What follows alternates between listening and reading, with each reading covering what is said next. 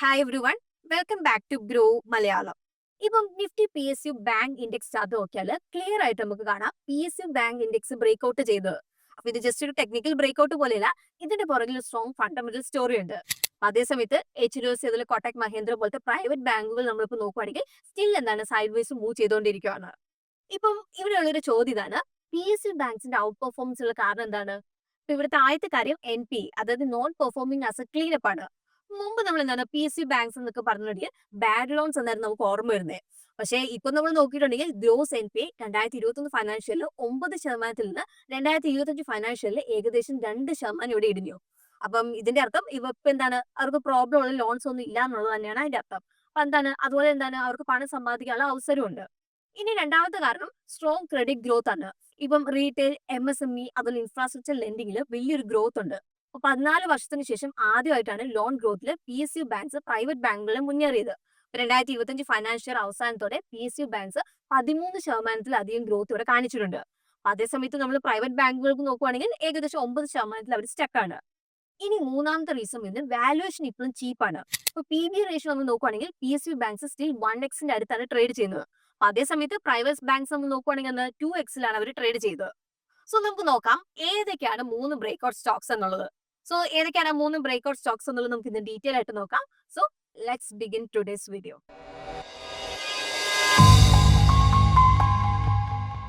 ഇന്നത്തെ നമ്മുടെ ആദ്യത്തെ സ്റ്റോക്ക് കാനറ ബാങ്ക് ആണ്. 1906 തൊട്ട് പ്രവർത്തിക്കുന്ന ഒരു പഴയ പി എസ് യു ബാങ്കാണ് കാനറ ബാങ്ക്. ഇപ്പോൾ Q1 ഫൈനാൻഷ്യൽ 2026 9800-ലധികം ബ്രാഞ്ചസ് ഉണ്ട്.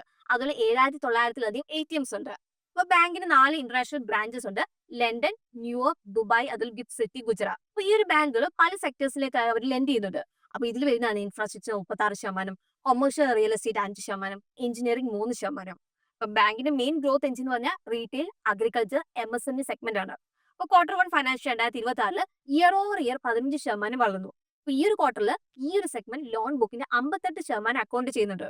അപ്പൊ Q1 ഫൈനാൻഷ്യൽ 2025 56%-ൽ നിന്ന് കൂടി. അപ്പം പ്രൈസ് സ്ട്രക്ചർ നമ്മൾ നോക്കുമ്പോൾ 2024 തുടക്കം തൊട്ട് സ്റ്റോക്ക് കൺസോൾട്ടേഷൻ ആയിരുന്നു. അപ്പൊ ജസ്റ്റ് കഴിഞ്ഞ ആഴ്ച പാരലൽ ചാനൽ ബ്രേക്ക് ചെയ്തുകൊണ്ട് stock all time high breakout നൽകി.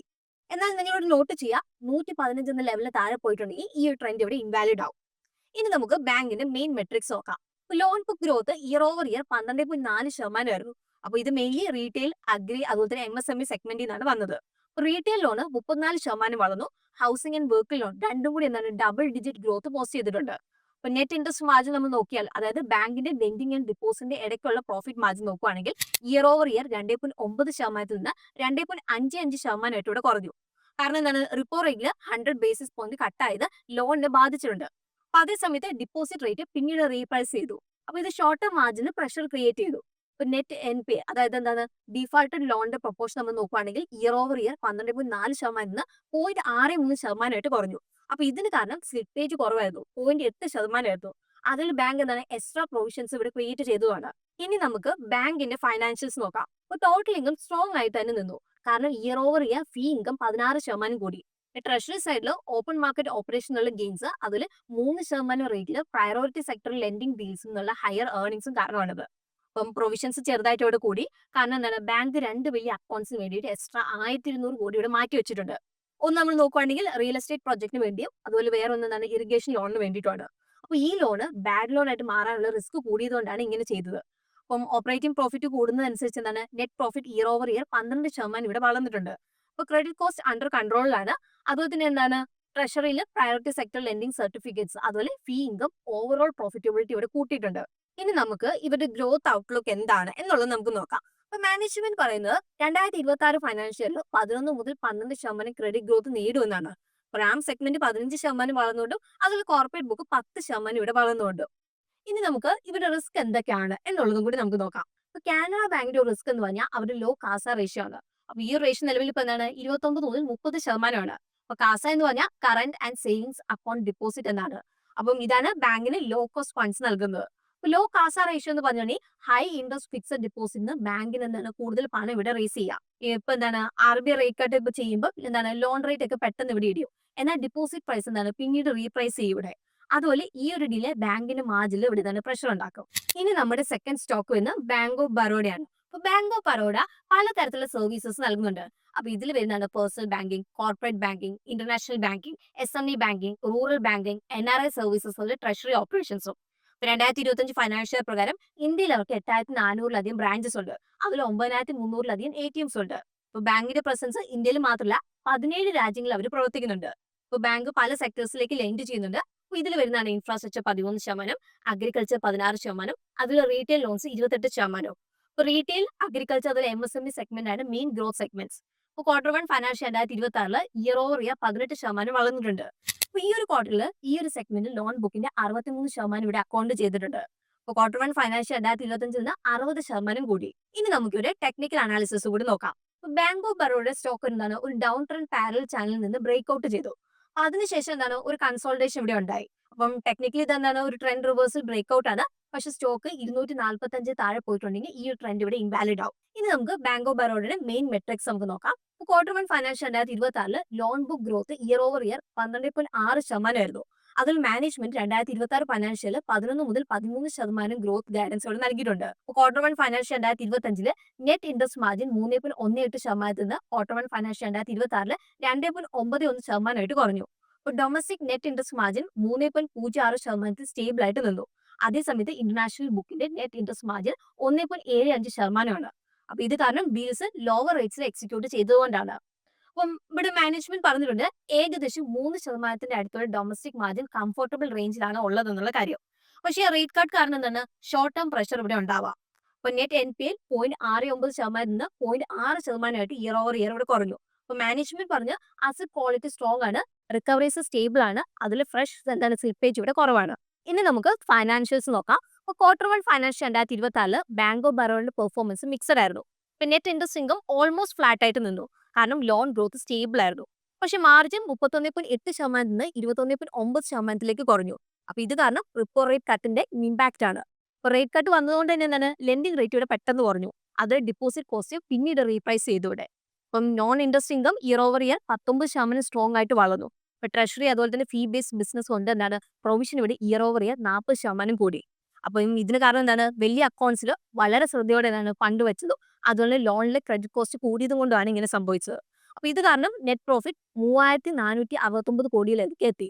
Year over year 27% decline. ഇനി നമുക്ക് ഇവരുടെ ഗ്രോത്ത് ഔട്ട്ലുക്ക് എന്താണ് എന്നുള്ളത് നമുക്ക് നോക്കാം. ബാങ്ക് ഓഫ് ബറോഡയുടെ റീറ്റെയിൽ, അഗ്രി, MSME അതായത് റാം ബുക്ക് ഇപ്പൊ ടോട്ടൽ ലോണിന്റെ 62.7% അക്കൗണ്ട് ചെയ്യുന്നുണ്ട്.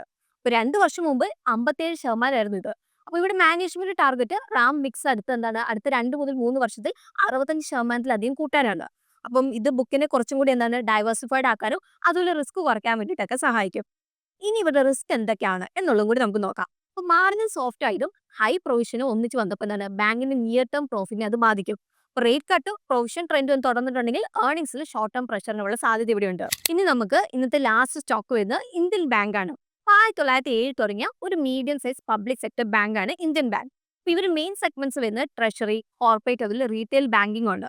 ഇപ്പോൾ Q1 ഫൈനാൻഷ്യൽ 2026 പ്രകാരം നമ്മൾ നോക്കുകയാണെങ്കിൽ ഇന്ത്യയിൽ 5900-ലധികം ബ്രാഞ്ചസ് ഉണ്ട്. അതുപോലെ തന്നെ 5400-ലധികം ATMs. അപ്പോൾ ബാങ്കിന് 4 ഓവർസീസ് ബ്രാഞ്ചസ് ഉണ്ട്. അപ്പോൾ പല സെക്ടേഴ്സിലേക്ക് അവർ കടം കൊടുക്കുന്നുണ്ട്. അപ്പൊ ഇതിൽ വരുന്നതാണ് ഇൻഫ്രാസ്ട്രക്ചർ 10%, അഗ്രികൾച്ചർ 26%, അതുപോലെ റീറ്റെയിൽ ലോൺസ് 22%. അപ്പോൾ ഇന്ത്യൻ ബാങ്കിന് റീറ്റെയിൽ, അഗ്രികൾച്ചർ, MSME സെഗ്മെന്റ് ആണ് മെയിൻ ഗ്രോത്ത് എഞ്ചിൻ. അപ്പോൾ Q1 financial 2026 year over year 16% വളർന്നു. അപ്പോൾ ഈ ഒരു ക്വാർട്ടറിൽ ഈ ഒരു സെഗ്മെന്റ് ലോൺ ബുക്കിന്റെ 65% ഇവിടെ അക്കൗണ്ട് ചെയ്യുന്നുണ്ട്. ഇനി നമുക്ക് ബാങ്കിന്റെ മെയിൻ മെട്രിക്സ് നോക്കാം. അപ്പോൾ Q1 financial 2026 loan book growth year over year 11% ആയിരുന്നു. അതുപോലെ തന്നെ ഫൈനാൻഷ്യൽ 2026 മാനേജ്മെന്റ് 10 മുതൽ 12% ഗ്രോത്ത് ഗൈഡൻസ് ഇവിടെ നൽകിയിട്ടുണ്ട്. ഇപ്പോൾ റിപ്പോ റേറ്റിലെ 100 ബേസിസ് പോയിന്റ്സ് കട്ട് ലോൺ റേറ്റിൽ അപ്ലൈ ആയതുകൊണ്ട് നെറ്റ് ഇൻട്രസ്റ്റ് മാർജിൻ 3.44% നിന്ന് 3.23% കുറഞ്ഞു. എന്നാൽ ഡിപ്പോസിറ്റ് റേറ്റ് പിന്നീട് റീപ്രൈസ് ചെയ്തു. അപ്പോൾ ഇത് ഷോർട്ട് ടേം മാർജിൻ പ്രഷർ ഇവിടെ ക്രിയേറ്റ് ചെയ്തിട്ടുണ്ട്. അപ്പോൾ ബാങ്ക് 3.15 മുതൽ 3.3% നെറ്റ് ഇൻട്രസ്റ്റ് മാർജിൻ ഗൈഡൻസ് നൽകിയിട്ടുണ്ട്. അതുപോലെ തന്നെ ഇനിയുള്ള റേറ്റ് കട്ട് മാർജിൻ പ്രഷർ ഉണ്ടാക്കും എന്നുള്ളതും പറഞ്ഞിട്ടുണ്ട്. Net NPA year over year 0.39% നിന്ന് 0.18% കുറഞ്ഞു. കാരണം ഇവിടെ സ്ലിപ്പേജ് 0.94% മാത്രമായിരുന്നു. അതിൽ റിക്കവറി റേറ്റ് കൺസിസ്റ്റന്റ് ആയിട്ട് ഇവിടെ നിന്നു. ഇനി നമുക്ക് ടെക്നിക്കൽ അനാലിസിസ് നോക്കാം. Indian bank already break out complete ചെയ്തു. അതുപോലെ റാലി കാണിച്ചിട്ടുണ്ട്. എന്നാൽ ഇതൊരു എക്സ്റ്റൻഡ് മൂവ് ആണ്. അതുപോലെ current level break out retest ലെവലിലേക്ക് പ്രൈസ് വരുമോ എന്നുള്ളത് നമ്മൾ ഇവിടെ നോക്കണം. അപ്പോൾ ഇത് ബെറ്റർ റിസ്ക് റിവാർഡ് നൽകും. അപ്പോൾ ഇവിടെ നിങ്ങൾ നോട്ട് ചെയ്യുക 640 താഴെ പോയിട്ടുണ്ടെങ്കിൽ ഈ ട്രെൻഡ് ഇവിടെ ഇൻവാലിഡ് ആവും. ഇനി നമുക്ക് ബാങ്കിന്റെ ഫൈനാൻഷ്യൽസ് നോക്കാം. ഇപ്പൊ net interest income year over year 3% മാത്രമാണ് ഇവിടെ വളർന്നത്. അപ്പൊ ഇത് സൂചിപ്പിക്കുന്ന ഷോർട്ട് ടേം പ്രഷർ ഇപ്പോഴും ഉണ്ടെന്നുള്ള ഒരു കാര്യം തന്നെയാണ്. അതേസമയത്ത് നമ്മൾ നോക്കുവാണെങ്കിൽ നോൺ ഇൻട്രസ്റ്റ് ഇൻകം 28% ഇവിടെ കൂടി. ഇപ്പൊ ട്രഷറി അതുപോലെ ഫീ ഇൻകത്തിൽ നിന്നാണ് ഇത് സംഭവിച്ചേക്കുന്നത്. പക്ഷെ ക്വാർട്ടർ ഓൺ ക്വാർട്ടർ ഡിക്ലൈൻ ആയി. കാരണം പ്രീവിയസ് ക്വാർട്ടറിൽ ടാക്സ് റീഫണ്ട് എന്നുള്ള വൺ ടൈം ഗെയിൻ ഉണ്ടായിരുന്നു. അതുപോലെ നമ്മൾ നോക്കുവാണെങ്കിൽ പെനാൽറ്റി റിക്കവറി ഉണ്ടായിരുന്നു. ഇവിടെ provision year over year almost 45% ഇടിയോ. കാരണം NPA ക്ലീൻ ആയിട്ട് നിന്നതും അതുപോലെ റിക്കവറീസ് സ്ട്രോങ് ആയതുകൊണ്ടാണ്. ഇപ്പോൾ 0.94% സ്ലിപ്പേജോടെ. ഇപ്പോൾ നെറ്റ് പ്രോഫിറ്റ് ഇവിടെ ഇയർ ഓവർ ഇയർ 24% കൂടി 2973 കോടിയായി. അപ്പോൾ ഇതിന്റെ അർത്ഥം മാർജിൻ പ്രശ്നം ഉണ്ടായിരുന്നെങ്കിലും നോൺ ഇൻട്രസ്റ്റ് ഇൻകം അതുപോലെ തന്നെ ഇതിന് കുറവ് പ്രൊവിഷൻ കാരണം ബോട്ടം ലൈൻ സപ്പോർട്ടായി. ഇപ്പോൾ 2026 ഫൈനാൻഷ്യലിലേക്ക് മാനേജ്മെന്റ് 10 മുതൽ 12% ക്രെഡിറ്റ് ഗ്രോത്ത് ഗൈഡൻസ് ഇവിടെ നൽകിയിട്ടുണ്ട്. ഇനി നമുക്ക് ഇവരുടെ റിസ്ക് എന്തൊക്കെയാണ് എന്നുള്ളത് നമുക്ക് നോക്കാം. ഇന്ത്യൻ ബാങ്കിന്റെ കാസ റേഷ്യോ 40.17% നിന്ന് 38.97% മാർച്ചിൽ കുറഞ്ഞു. അപ്പോൾ മാനേജ്മെന്റ് ഇവിടെ സൂചിപ്പിച്ചിട്ടുണ്ട്, അതായത് 40% മുകളിൽ മെയിൻറ്റെയിൻ ചെയ്യുന്നതാണ് ചലഞ്ചിങ് ആണെന്നുള്ള കാര്യം. കാരണം എന്താണ്, government just in time payments അതുപോലെ തന്നെ ഓൾട്ടർനേറ്റീവ് സേവിംഗ് ഓപ്ഷൻസ് കാരണം. അപ്പം ഇതിന്റെ ഒപ്പം തന്നെ എന്താണ്, പ്രൈവറ്റ് ബാങ്കുകൾ അതുപോലെ തന്നെ ഫിൻടെക് ബാങ്കുകൾക്ക് എന്നുള്ള കോമ്പറ്റീഷനും കൂടുതലാണ്. ഇനി നമുക്ക് 3 ബാങ്കിന്റെയും മെയിൻ മെട്രിക്സ് നമുക്ക് കമ്പയർ ചെയ്യാം. അപ്പോൾ കാസ റേഷ്യോ നമ്മൾ നോക്കുമ്പോൾ bank of Baroda 39.3%, Indian bank 38.9%, അതുപോലെ കാനറ ബാങ്കിന്റെ 29.5%. അപ്പം ഇത് സൂചിപ്പിക്കുന്നത് സ്റ്റേബിൾ ഫണ്ടിങ് മിക്സ് ആണ്. എന്നാൽ ഇവിടെ എന്താണ്, കാനറ ബാങ്കിന് എന്താണ് ഇംപ്രൂവ്മെന്റ് ഉള്ള സ്പേസ് ഉണ്ട്. ഇനി നെറ്റ് ഇൻട്രസ്റ്റ് മാർജിൻ സൈഡിൽ മാർജിൻ കുറച്ച് ടൈറ്റ് ആയി. Indian bank 3.23%, bank of Baroda 2.91%, Canara bank 2.55%. അപ്പോൾ ഇത് റേറ്റ് കട്ടും അതുപോലെ ഡിപ്പോസിറ്റ് റീപ്രൈസിംഗ് ഡിലേ ആയതിന്റെ എഫക്റ്റ് ആണ്. അസറ്റ് ക്വാളിറ്റി ഫ്രണ്ടിൽ ഏറ്റവും പോസിറ്റീവ് പോയിന്റ് വരുന്നത് 3 ബാങ്കിന്റെ ഗ്രോസ് NPA 3% താഴെയാണ്. അതുപോലെ ഒരു പോയിന്റിൽ എന്താണ് ഡബിൾ ഡിജിറ്റ് NPA കൺട്രോൾ ചെയ്യുന്ന അവരുടെ ഒരു ടേൺ അറൗണ്ട് ഒരു പ്രൂഫാണ്. അപ്പോൾ ലാസ്റ്റ്ലി അവരുടെ എന്താണ് ക്യാപിറ്റൽ അഡിക്വസി റേഷ്യോ സ്ട്രോങ് ആണ്, 16 മുതൽ 18% റേഞ്ചിൽ. അപ്പോൾ ഇതിന്റെ അർത്ഥം ഗ്രോത്തിനെ സപ്പോർട്ട് ചെയ്യാനായിട്ട് ക്യാപിറ്റൽ ബഫർ റെഡി ആണെന്നുള്ള കാര്യമാണ്. ഇവിടെ PSU ബാങ്ക്സിന്റെ കാര്യം പറഞ്ഞാൽ റിക്കവറി മാത്രമല്ല ഗ്രോത്ത് ആണ്. ഇപ്പോൾ ക്ലീൻ ബുക്ക്, സ്റ്റേബിൾ മാർജിൻ, അതുപോലെ റീറ്റെയിൽ ലെഡ് എക്സ്പാൻഷനും പുതിയ മൊമെന്റ് ഇവിടെ നൽകിയിട്ടുണ്ട്.